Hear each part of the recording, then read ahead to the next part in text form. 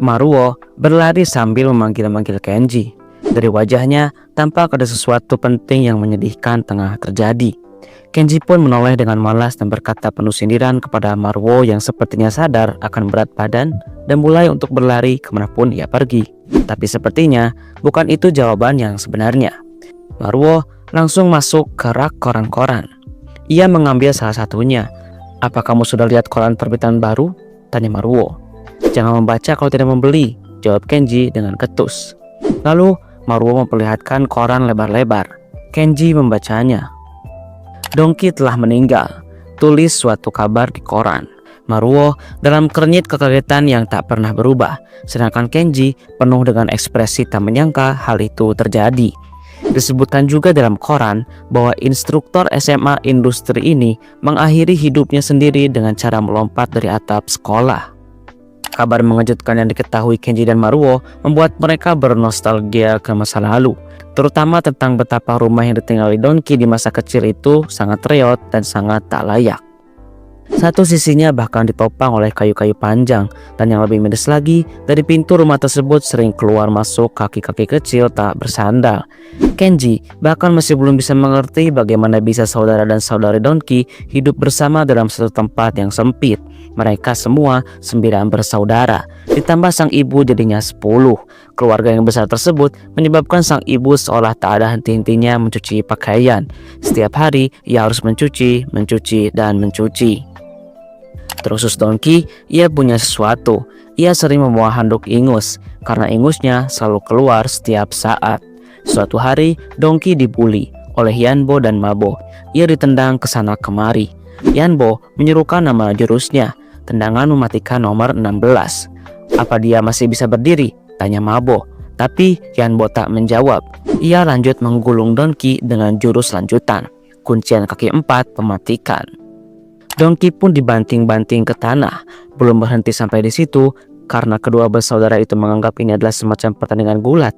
Ia mempunyai usul tag team, lalu mengulurkan tangannya dan membiarkan Mabo menepis tangan itu.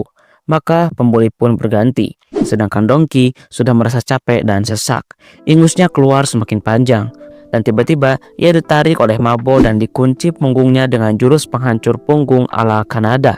Dan ini adalah serangan terakhir dari jurus spesial Mabo, ucap Yanbo. Dapat disimpulkan bahwa sebenarnya Dongki adalah kawan bergulat dari saudara kembar paling jahat yang ada dalam sejarah.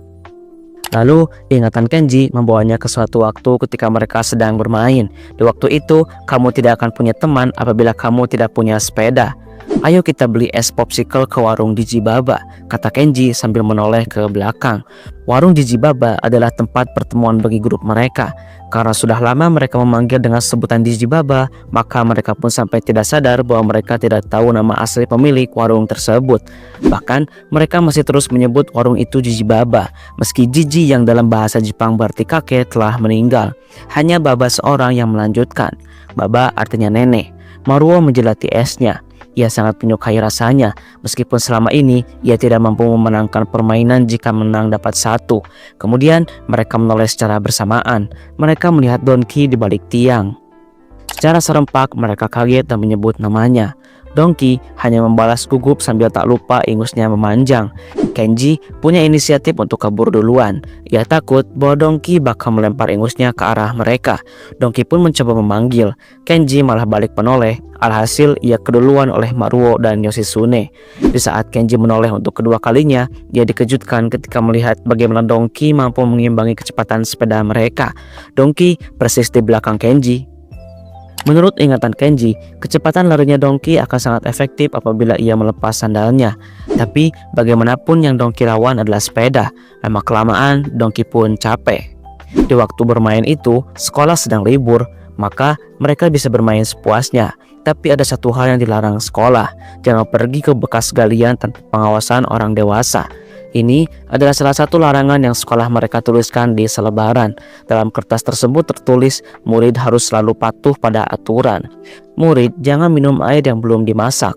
Murid jangan terlalu banyak memakan permen, dan murid jangan pergi ke bekas galian tanpa pengawasan orang dewasa. Bekas galian tersebut merupakan akibat dari aktivitas penambangan. Karena tak kunjung diperhatikan, maka bekas galian tersebut menampung air hujan cukup banyak dan berubah menjadi kolam. Tempat tersebut sangatlah berbahaya, terutama bagi anak kecil. Tapi sepertinya larangan adalah perintah. Setidaknya bagi Kenji dan kawan-kawan, mereka telah berhasil lolos dari Donkey dan sekarang tengah menaiki tanjakan menuju bekas galian. Di perjalanan, Maruo bertanya kepada Yoshitsune apakah betul ia melihatnya. Lalu Yoshitsune menjawab bahwa dirinya tidak melihatnya, tapi teman Yoshida yang melihatnya. Ia bilang bahwa dia sendiri melihat ada cipratan besar di airnya. Lalu Kenji yang terpukau dengan cerita itu jadi semakin yakin dengan bayangannya mengenai bekas galian tersebut yang mempunyai sesuatu di dalamnya. Kenji berkata bahwa galian tersebut dihuni oleh ular ikan raksasa. Yoshitsune lalu bertanya, "Betulkah itu, Kenji?" Kenji pun turun ke bawah dengan cara perosotan. Ia berjanji akan menangkapnya. Setelah berada di ujung tanah yang landai, Kenji menengok ke belakang dan melihat Yoshitsune masih di atas. "Apa yang kau lakukan?" tanya Kenji ke Yoshitsune. "Aku menunggu saja di sini," jawab Yoshitsune. Maruo kemudian menyeletuk, "Ah, pengecut kamu." Tanpa memperdulikan lagi, Kenji melempar kail pancingnya. Sudah agak lama ia duduk di sana, namun belum ada tanda-tanda umpannya disentuh. Maruo pun jadi ragu, apa benar ada di sana? Kenji kemudian menjawab bahwa orang bilang memang ada di sana. Kita bisa jadi pahlawan apabila mampu menangkapnya. Lalu Maruo bertanya kepada Yoshitsune, seberapa besar ular yang teman Yoshida katakan waktu itu? Yoshitsune pun menjawabnya dengan gestur tangan dilebarkan dan berkata bahwa ular tersebut panjangnya 2 meter. Saat ujung matanya menangkap sesuatu di kejauhan, Yoshitsune refleks menolehkan wajahnya ke samping. Dan ia melihat Donkey di sana. Yoshitsune langsung berteriak, "Apa yang kamu mau?" tanyanya. "Apa kamu mau mencuri sepeda kita?" Teriakan tersebut didengar oleh Kenji dan Maruo di bawah. Yoshitsune terus berusaha mengusir Donkey karena merasa khawatir akan dicuri. Kenji dan Maruo memutuskan untuk bergabung mengusir Donkey. Tapi karena mereka terlalu terburu-buru, kaki Maruo terpeleset dan ia jatuh ke air. Kedua tangannya berhasil menahan, tapi tanah galian agak licin sehingga ia tak mampu untuk bangkit. "Aku tak bisa naik," kata Maruo. Kenji pun heran. Pada saat ia berniat untuk membantunya, kakinya juga ikut terpeleset dan ia juga jatuh. Mereka berdua berteriak. Yoshitsune menoleh dan ikut panik. Barulah Kenji menyadari bahwa dirinya serasa tersedot ke dalam air di galian tersebut. Hal itu terjadi karena lumpur yang terlalu basah dan kaki mereka yang terus-menerus bergerak. Di atas, Yoshitsune kebingungan dan hampir menangis karena tak tahu apa yang mesti dilakukan. Sedangkan Maruo menyuruhnya untuk mencari bantuan. "Panggil seseorang," suruh Kenji. Di antara semua itu, Donkey hanya bisa melihat dengan kebingungan juga. Pada saat menoleh ke sana kemari, sepertinya tak ada yang bisa untuk dimintai tolong. Lalu ia melihat bangunan kecil di kejauhan. Yoshitsune pun menaiki sepeda dan bergegas ke bangunan tersebut. Saat ia membalik sepeda dan mencoba mengayuhnya cepat-cepat, entah kenapa roda ban miliknya selip dan hal tersebut membuat Yoshitsune terjatuh. Kaki kirinya mendarat terlebih dulu, sehingga lututnya terluka cukup besar dan ia kesakitan sambil memegangi luka tersebut. Melihat itu, ada rasa pasrah dari Maruo yang sedari tadi menangis dan Kenji yang air matanya mulai mencair. Kemudian tiba-tiba Donkey melepas sepatunya.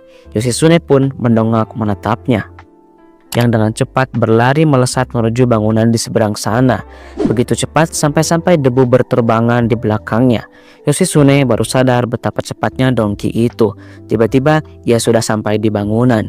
Di bawah, Maruo dan Kenji sudah merengek ingin minta segera diselamatkan. Beberapa detik kemudian, Donkey sudah berlari kembali menuju mereka. Donkey sudah sampai, tapi Yoshitsune heran kenapa tidak ada orang dewasa bersamanya.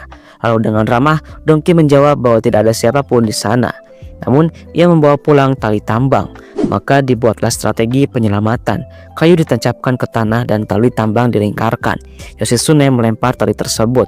Begitu tali itu sampai di bawah, ternyata tali tersebut masih kurang panjang sedikit lagi. Sehingga hal ini membuat rasa putus asa Maruo dan Kenji semakin membesar. Sedangkan Yoshitsune yang panik malah berteriak tak jelas sambil memegangi pelipisnya. Tanpa disadari Yoshitsune, Donkey menarik kembali tali tambang tersebut. Ia sedang membuat sesuatu dengan handuk ingusnya itu. Karena begitu tenangnya Dongki dalam menghadapi situasi genting, ia ternyata punya ide untuk mengikat handuk ingusnya sebagai tambahan agar tali semakin panjang. Lalu ia melempar kembali ke bawah, dan kali ini tali tambang yang disertai handuk di ujungnya bisa sampai ke bawah secara pas. Sekalipun handuk itu adalah handuk ingus, tapi ternyata barang tersebutlah yang menyelamatkan Kenji dan Maruo. Karena terkesima melihat ketulusan Dongki, Kenji pun berlapang dada dan menggenggam handuk ingus itu kuat-kuat. Dan akhirnya mereka berdua bisa selamat di hari yang sebentar lagi menuju gelap. Mereka ngos-ngosan. Kenji yang pertama kali berterima kasih kepada Dongki. Dongki juga melihat ketulusan dari suara terima kasih itu, sehingga ia pun tersenyum malu, tapi tak lupa ingusnya juga keluar. Melihat itu Kenji tertawa dan berkata, "Usap ingusmu Dongki." Dongki pun mengusapnya, dan mereka meledak dalam tawa kebahagiaan. Di hari itulah Kenji dan kawan-kawannya berhenti menggunakan sepeda dan memutuskan untuk berlari bersama Dongki kemanapun mereka pergi. Ingatan tersebut begitu menyedihkan apabila muncul di hari-hari ketika tahu bahwa Dongki telah tiada. Tapi Kenji harus bersiap pergi ke rumah duka. Ia berkata kepada ibunya bahwa ia akan pergi ke sana. Saat ia menoleh ke arah samping, Kenji agak terkejut ketika melihat sebuah surat tergeletak begitu saja. Surat tersebut ternyata dari Dongki. Isi suratnya sebagai berikut. "Sudah lama sejak kita terakhir bicara. Apa kabarmu? Kalau aku baik-baik saja, tolong maafkan aku karena mengirim surat tiba-tiba seperti ini." Ketika Kenji membalik surat tersebut, ia melihat sesuatu yang membuat dirinya terkejut bukan main. "Apa kamu ingat dengan simbol ini?" tanya Dongki dalam surat tersebut. Ini adalah kali kedua Kenji melihatnya. Pertama, ia melihat di belakang rumah Pak Shikishima. Dan ini yang kedua, dalam surat yang dikirimkan oleh Dongki. Sekarang kita berlanjut ke chapter 5. Perlu diingat dengan baik-baik bahwa apa yang terjadi di masa kecil di manga ini akan punya kaitan langsung dengan segala hal yang terjadi di masa depan. Intinya, kalian harus sabar dan fokus. Kita kembali ke cerita. Maruo merasa aneh ketika mendatangi acara berkabung ini.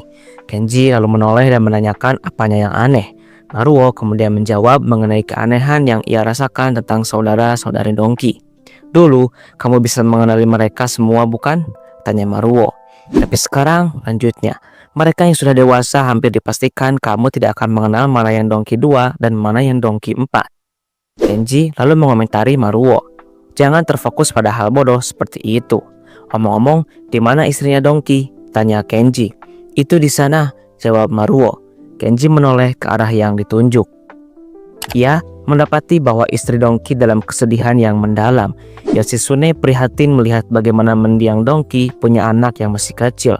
Dan Maruo mempertanyakan, bagaimana bisa ya Dongki tega mengakhiri hidupnya sendiri. Kenji mendengar itu. Namun sepertinya Dongki tidak mati semudah itu. Lantas ia pun ingin mengeluarkan surat yang diterimanya dari Dongki sambil masih memikirkan kata-kata di dalamnya. "Maafkan aku karena telah mengirim surat kepadamu mendadak seperti ini. Kamu ingat simbol ini bukan?" Kenji masih tidak paham apa yang dimaksudkan oleh Dongki. Kemudian lemunannya teralihkan ketika Maruo mengajak Kenji untuk membakar dupa. Mereka berbaris di altar dan Kenji menatap lurus ke depan kepada foto Dongki yang senyumnya begitu hangat dan memancarkan ketulusan dalam sorot matanya. Setelah membakar dupa, mereka duduk di suatu ruangan bersama pendeta botak dan gendut ini. Ia didekati oleh pihak keluarga dan dituangkan bir ke dalam gelasnya.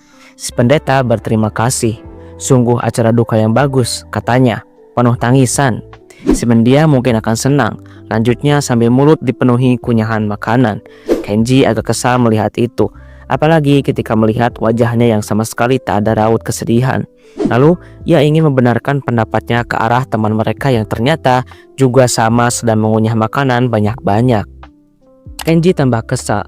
Yoshitsune dan Maruo menyuruh Kenji agar ikutan makan, mumpung gratis. Tapi Kenji tidak percaya kenapa bisa Maruo dan Yoshitsune setenang dan senikmat itu di acara duka seperti ini. Lalu Kenji berseru kepada mereka bahwa suatu hal yang sangat serius sedang terjadi. Maruo bingung. Lantas Kenji pun berniat mengeluarkan suratnya Dongki sekali lagi.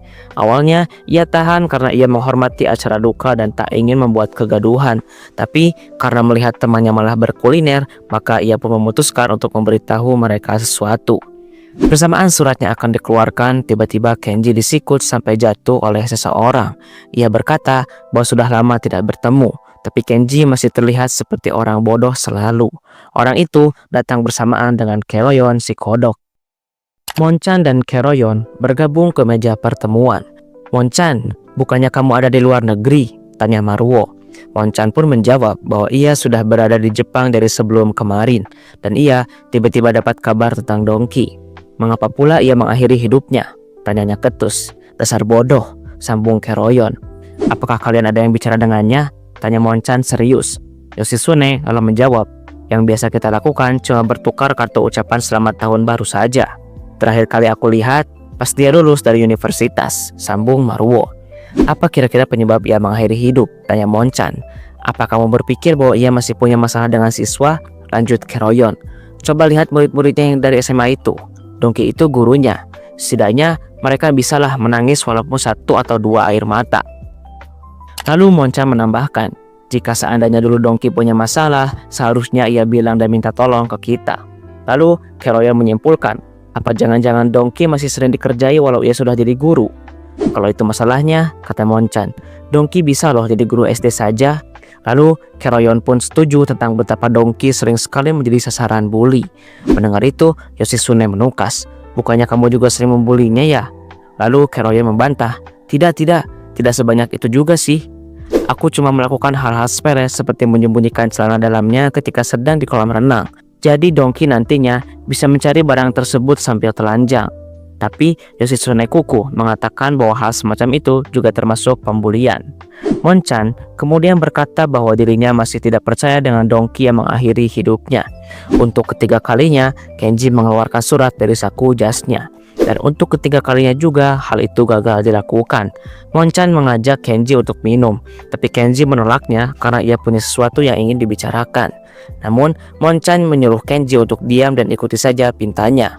Toh minum-minum ini juga sebagai acara perpisahan dengan Donkey. Kenji pun menurutinya. Ia sodorkan gelasnya agar diisi minuman. Monchan memimpin bersulang untuk Donkey, dan setelahnya diikuti oleh teman-temannya yang lain. Saat masing-masing orang telah menghabiskan beberapa botol, wajah-wajah mereka mulai memerah. Keroyon mengawali pembicaraan ngalor ngidul itu. Ia masih tidak percaya dengan Donkey yang mengakhiri hidupnya dengan melompat. Lalu tiba-tiba ia ingat sesuatu. Hari di mana Donkey juga pernah melompat. Yoshitsune kemudian mencoba menghentikan pembicaraan seperti itu. "Tak sopan," katanya. Tapi omongan Yoshitsune tak didengar. Monchan langsung menambahkan, "Ya, Donkey benar-benar lompat. Pas di kelas 6 kalau tidak salah." Keroyon mengonfirmasinya. "Ya, betul. Ketika Donkey melihat hantu." Kenji merasa heran. "Hantu? Maksudmu hantu mansion yang ada di bukit itu ya?" "Itu mah pas kelas 5, sanggah Monchan. Yang aku bicarakan ini berbeda. Tapi sepertinya kalian tidak ada di sana pada waktu itu." Lalu Keroyon yang lupa-lupa ingat bertanya kepada Monchan, "Siapa ya kira-kira yang bersama kita pada waktu itu?" Monchan menjawab, "Konichi ada di sana. Dan 1 orang lagi kalau tidak salah. Siapa ya kira-kira?" Yoshitsune yang penasaran dengan cerita yang baru ia dengar tersebut bertanya, "Jadi apa maksudnya dengan Donkey yang melompat itu?" Kemudian Monchan bercerita. Ia memulainya dengan bertanya, "Apa kalian ingat orang bernama Katsumata-kun?" Maruo mengiyakan. "Oh iya, orang itu yang kematiannya mendadak." Monchan membenarkan. Katsumata itu merupakan orang yang sangat mencintai eksperimen sains. Dia meninggal di hari sebelum kita ada kelas untuk membedah ikan mas, lanjut Keroyon. Mendengar itu, Kenji ingat sepenuhnya, dan Yoshitsune menyebut sebuah kepercayaan bahwa Katsumata sangat marah karena kehilangan kesempatan di ruang lab. Makanya ia berubah menjadi hantu dan muncul di ruang lab sains setiap malam untuk membedah. Lalu Monchan melanjutkan bahwa di suatu hari ia kebagian piket untuk membersihkan akuarium, tapi dia malah pulang duluan, jelas Keroyon, dan menyadari bahwa dirinya lupa untuk menyalakan kembali mesin gelembung air setelah membersihkan akuarium. Jika semua ikan mati, lanjut Monchan, maka ia sendiri yang akan disalahkan. Tapi di saat yang bersamaan, ia tidak punya keberanian untuk kembali ke ruang lab sains sendirian. Karena ia percaya bahwa Katsumata akan ada di sana membedah ikan masnya. Maka dari itu Monchan memanggil teman-temannya. Dan saat itu ada Dongki juga. Salah satu temannya merasa takut. Begitu pula dengan Keroyon. Di waktu itu tidak ada yang tidak takut kecuali Dongki. Dongki malahan berkata bahwa tidak ada yang namanya hantu. Lantas ia pun dibujuk untuk masuk ke sana sendirian saja. Dongki pun mengiyakan. Lalu ia masuk ke sana. Dongki sama sekali tidak percaya adanya hantu. Aku pikir dia memang pria sains sesungguhnya. Apalagi setelah ia berhasil menjadi guru di sekolah industri. Kami terus menunggunya dan menatap lantai 2 di mana ruang lab sains berada. Dongki pun berjalan di lorong sekolah yang gelap itu. Semakin lama ia melangkah, semakin merasa ia sedang diikuti. Lalu ia berhenti dan menoleh ke belakang, namun tidak ada siapapun di sana. Lantas, Dongki pun memanggil orang tersebut. Manakala memang ada orang, tapi tak ada jawaban. Karena merasa aneh, Dongki pun memutuskan untuk berlari agar semuanya cepat beres. Dan ia sampai di ruang lab science. Ia geser pintunya, masuk dengan tenang menuju akuarium. Dan setelah itu menyalakan mesin gelembungnya. Beberapa detik kemudian ada sesuatu yang bergerak di belakangnya. Dengan perlahan-lahan Dongki menoleh ke belakang. Sedikit demi sedikit matanya melebar. Dan ia terbelalak setelah melihat sesuatu di belakangnya itu. Apakah ia melihat hantu atau tidak? Itu masih menjadi misteri. Tiba-tiba saja jendela geser lantai 2 dibuka ke samping. Semua anak langsung memperhatikan jendela tersebut. Dan mereka kaget ketika Dongki melompat dari jendela tersebut. Sampai-sampai ingusnya ikut tertarik angin karena tingginya lantai tersebut. Lalu ia pun mendarat dengan kedua kakinya sampai terdengar bunyi debum keras.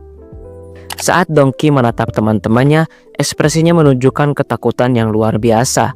Setelah itu, Dongki berlari terbirit-birit. Ia telah melihat sesuatu di lantai 2. Tapi pas melompat dari lantai 2 dan mendarat di tanah, kakinya baik-baik saja. Sedetik setelah Dongki lari dan menjauh, teman-temannya coba menatap jendela di lantai 2 tersebut. Entah mereka juga melihat sesuatu atau tidak. Yang jelas, mereka juga ikutan lari. Ada hening ketika cerita Dongki lompat di masa kecil telah selesai. Kemudian Kenji bertanya-tanya apa kiranya yang dilihat oleh Dongki. Monchan menjawab bahwa dirinya juga menanyakan hal yang sama. Namun Dongki tak mau menjawab apapun soal itu. Lalu Keroyon sambil melamun berkata, "Apa kalian tahu apa yang kupikirkan?" Mungkin Dongki mengira dirinya bisa melompat lagi kali ini dan keluar dengan diri baik-baik saja. Sama seperti ketika ia berhasil melompat dari lantai 2 dan selamat. Dan mungkin kali ini Dongki bisa jadi berpikir dirinya juga akan selamat ketika melompat dari atap sekolah. Mendengar penjelasan itu, Maruo setuju. Monchan, Yoshitsune, dan Kenji pun setuju. Hal itu dilakukan agar mereka bisa mengatasi rasa ketidakpercayaan mereka terhadap Dongki yang baik hati. Masa iya Dongki mengakhiri hidup dari atap sekolah padahal dia sendiri punya istri dan anak? Dan ternyata anggapan mereka benar. Dan itu diketahui oleh Kenji.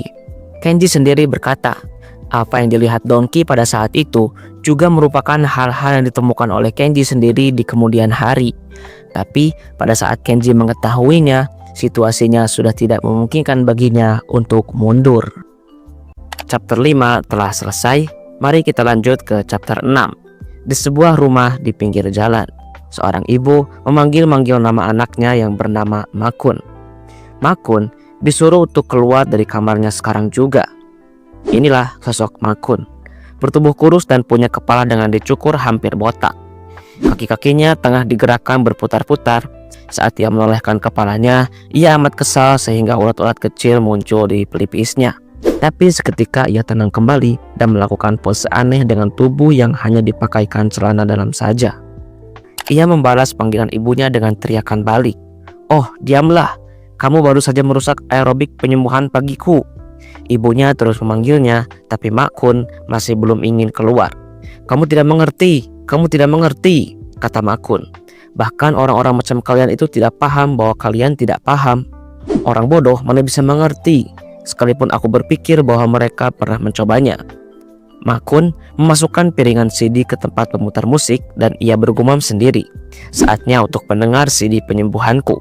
Dan di bawah alat pemutar musik terdapat cover CD bergambar simbol friend. Setelah CD itu memulai musiknya yang terdengar di telinga dengan menggunakan headset, Makun pun bersenandung dengan mulut tertutup. Sedangkan di luar, ibunya masih berteriak memanggilnya. Namun, Makun tidak memperdulikannya. Ia lebih memilih untuk mendengarkan CD yang mampu menyembuhkannya. Dan di hadapannya terdapat simbol friend besar dengan background hitam. Simbol tersebut ada dalam berbagai ukuran dan ditempel hampir memenuhi dinding tersebut. Di satu tempat, friend duduk di kursi. Seorang pemuda yakni Makun mengacungkan tangannya dan bertanya kepada friend, apa makna sebenarnya dari penyembuhan? Friend memuji pertanyaan itu dan ia menjawab bahwa penyembuhan adalah dengan bersamaku. Itulah arti kesembuhan sebenarnya. Mendengar itu, audiens yang duduk di lantai bertepuk tangan bersamaan. Kemudian pertanyaan berikutnya muncul. Friend, dari mana kami berasal? Friend memuji pertanyaannya juga. Tutup mata kalian, suruh friend. Orang-orang menurutinya. Ada lapangan di sekitarmu, lanjut friend. Ada benteng kita juga. Yang terdapat sebuah persembunyian rahasia yang kita buat dari rerumputan. Nah, di sanalah markas rahasia kita. Dan di sanalah kita saling menggenggam tangan satu sama lain. Sekarang, mari kita genggam tangan kita, kata friend. Audiens yang duduk menurutinya.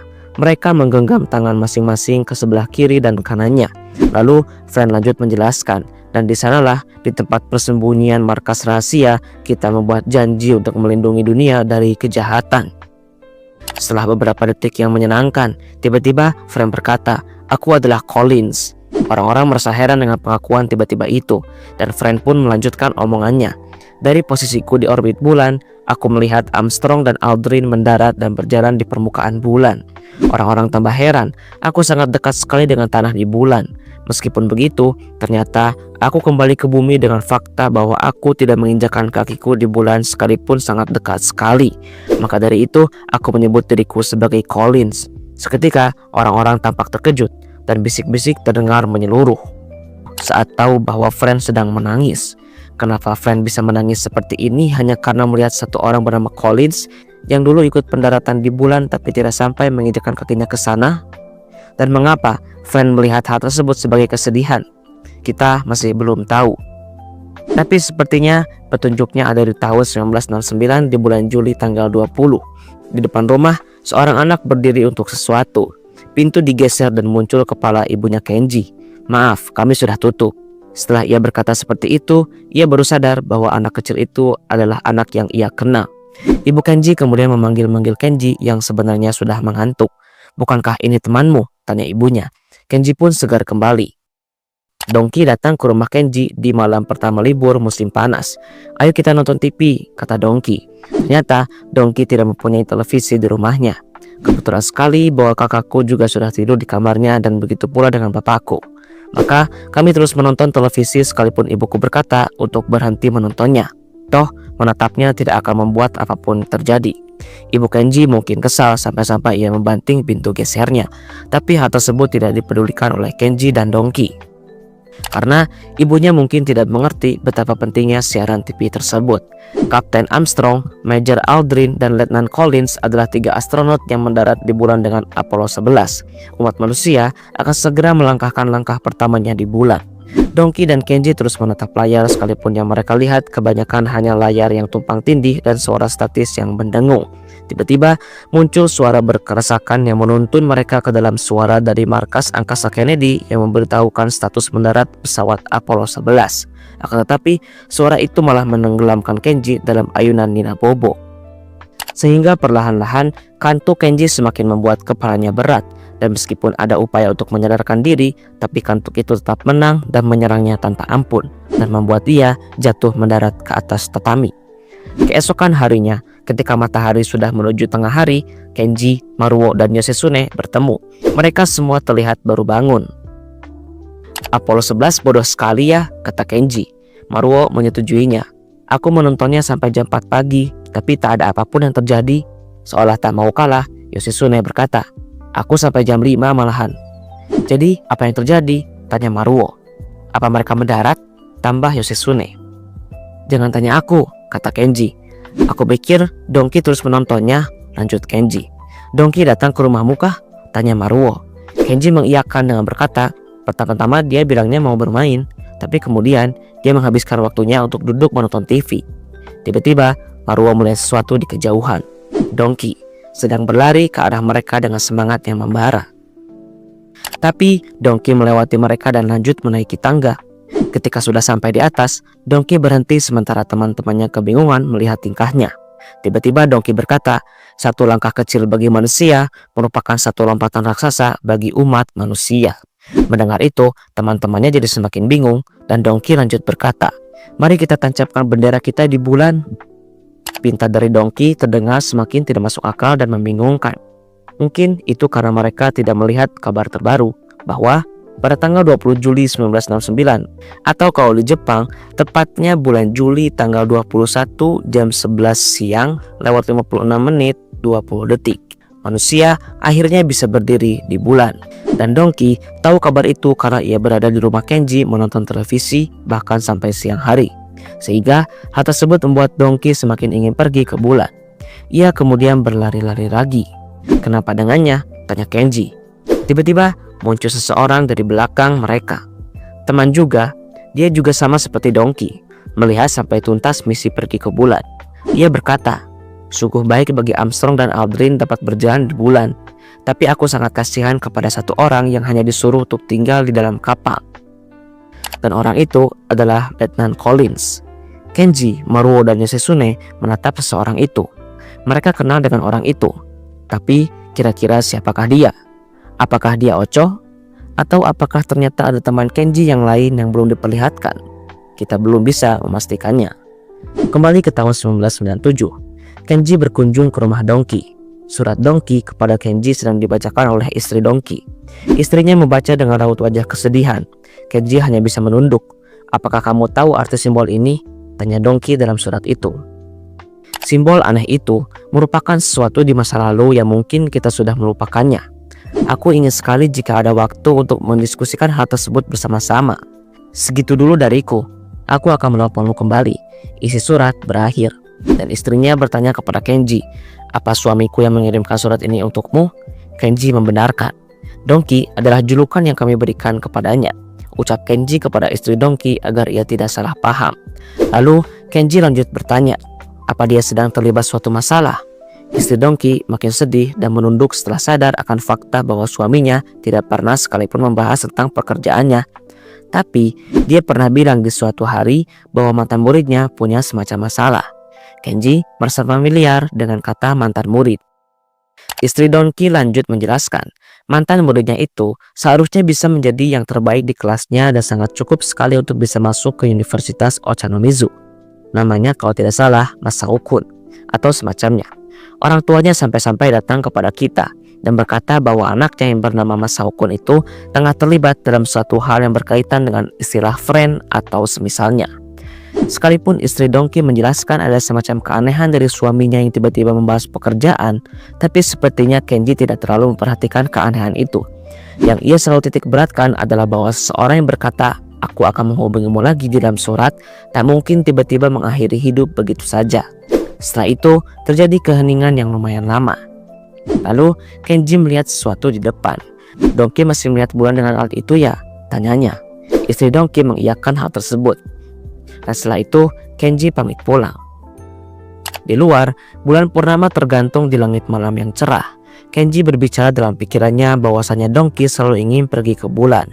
Mari kita tancapkan bendera kita di bulan, kata Dongki di masa kecil. Kenji berjalan pulang sambil terus memikirkan bahwa dirinya tidak tahu bendera seperti apa yang ingin disimpan di sana. Tapi aku penasaran, apakah bendera di tahun 1969 masih ada di sana di tempat yang Dongki impikan? Dan pembahasan 20th Century Boys kali ini selesai. Misteri-misteri yang ada mulai muncul satu persatu, namun masih harus kita sambungkan masing-masingnya. Misalnya, seperti apa yang menyebabkan Dongki kabur dari atap sekolah? Benar-benar kaburkah? Atau dia memang mengakhiri hidup? Atau lagi di chapter 6 yang mulai tampak jawaban-jawabannya? Tentang Makun di awal chapter 6. Apakah dia itu adalah murid bermasalah yang diadukan oleh orang tuanya ke Dongki terkait aktivitas mencurigakan yang melibatkan nama friend? Mungkinkah Dongki terlalu ikut campur sehingga ia dilenyapkan karena tahu lebih banyak? Kita masih belum tahu. Maka dari itu, tunggu jawabannya di video selanjutnya.